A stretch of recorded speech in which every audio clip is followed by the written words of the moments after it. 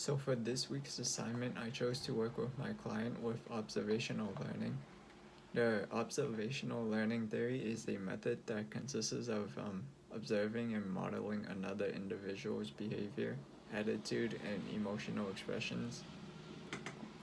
So with the pandemic closing down gym facilities, and making it harder for me to work with my client in person, working on observational learning theory seems to be the best fit for my client and I.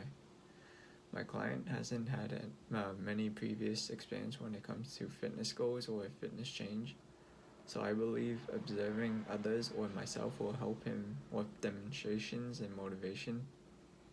I also believe that this theory will help my client in the long run with self-efficiency and other traits. I want my client to enhance his self-efficiency not only because of the pandemic, which makes it difficult for me to be there in person for my client, but also for the long term when it's time for him to continue the lifestyle change without my assistance. As a coach, I will continue to give my support and motivate him daily to ensure he's continuing his lifestyle change. This will also ensure that my client stays on track with his fitness goals, and I hope it will help him with other goals he has in the future.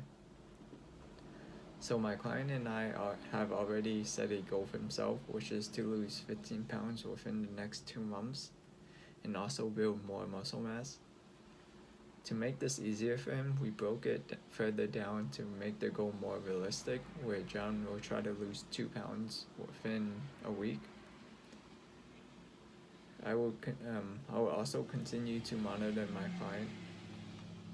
So the next thing is reinforcement and how that will guide my client through his goals. Since my client had a bad habit of eating junk food on a daily, we cut down on snacks and junk food. With that being said, if my client reached his goal of losing 2 pounds per week, I will allow him to treat himself to 1 or 2 pieces of whatever snacks he wants as a reward. By this, I'm hoping with this positive reinforcement, my client will continue to push himself on a daily to continue to reach his goal and change his bad habits. The next thing is social support. As I mentioned before, I will continue to give him my support and motivate him to move forward. I would also make sure he's getting the same support from his peers by asking him on a weekly if anything has changed with getting support. With that being said, I will make sure that my client is self-monitoring himself by having him keep track of his workouts and his weight change. This will ensure that he's on track and there's no future setbacks. My client and I have already talked about future relapse and spoke about adding more days if there's a setback. And the last thing is problem solving. Since my client has no access to any gyms or facilities at the moment, we worked around it and made a program where he can perform certain exercises without gym equipment, such as body weight exercise and outdoor cardio.